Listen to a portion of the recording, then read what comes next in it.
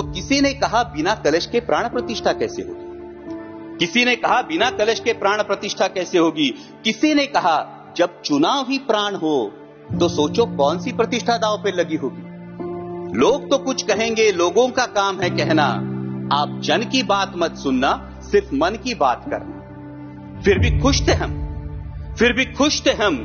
500 साल का सपना जो पूरा हो रहा था, हमारे अंदर का हिंदू भी पूरी तरह से जाग गया था। तो चल पड़े अयोध्या की ओर, राम लल्ला की दर्शन की आस लगाए। चल पड़े अयोध्या की ओर, राम लल्ला के दर्शन की आस लगाए। जो सामने नजारा देखा वो देखकर दंग रह गए। वो 3 मंजिलें, 400 खंबे, 32 सीढ़ियां, जय श्री राम का नारा लगाते हुए हम सीढ़ियां चढ़ने लगे। राम लल्ला से क्या गुहार लगाए ये सोचने लगे। पहली सीढ़ी पर याद आई महंगाई, पहली सीढ़ी पर याद आई महंगाई, दूसरी पर देश में बढ़ती बेरोजगारी, तीसरी पर पत्रकारिता की चरण चुंबकता, चौथी पर सेंट्रल एजेंसीज की संदिग्ध भूमिका। हर सीढ़ी पर कुछ न कुछ याद आ रहा था, हर सीढ़ी पर कुछ न कुछ याद आ रहा था। कहीं 15 लाख का जुमला, कहीं किसानों का आक्रोश था, कहीं महिला कुश्तीगिरों की वेदना थी, कहीं सालाना 2 करोड़ रोजगारों का वादा था, कहीं बढ़ती सांप्रदायिकता थी, तो कहीं चुनिंदा पूंजीपतियों पर मेहरबान हमारी सरकार का चेहरा था।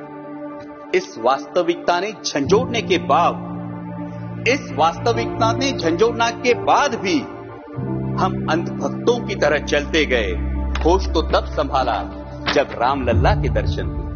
हमें नतमस्तक देख राम लल्ला मुस्कुराते हुए बोले, हमें नतमस्तक देख राम लल्ला मुस्कुराते हुए बोले, मैं कल भी था, आज भी हूं, कल भी रहूंगा। जितना इस मंदिर में हूं उतना ही तुम्हारे मन में रहूंगा। लेकिन याद रखना हमेशा, लेकिन याद रखना हमेशा, मैंने त्रेता युग में रामराज जलाया था, तुम कलियुग में जीते हो जहां संविधान ने गणराज जलाया है। धर्म समाज का किनारा जरूर है, धर्म समाज का किनारा जरूर है, लेकिन देश एक बहती धारा है। किनारे को धारा के बीच में लाया तो प्रवाह अड़ जाता है, प्रगति के पथ से हट जाता है। इसलिए धर्म का ठेकेदार नहीं, पहरेदार बनना चाहिए। इसलिए धर्म का ठेकेदार नहीं, पहरेदार बनना चाहिए। तुम रहो न रहो, वो रहे न रहे, ये देश रहना चाहिए, देश का संविधान रहना चाहिए, देश का लोकतंत्र रहना चाहिए, ये देश रहना चाहिए।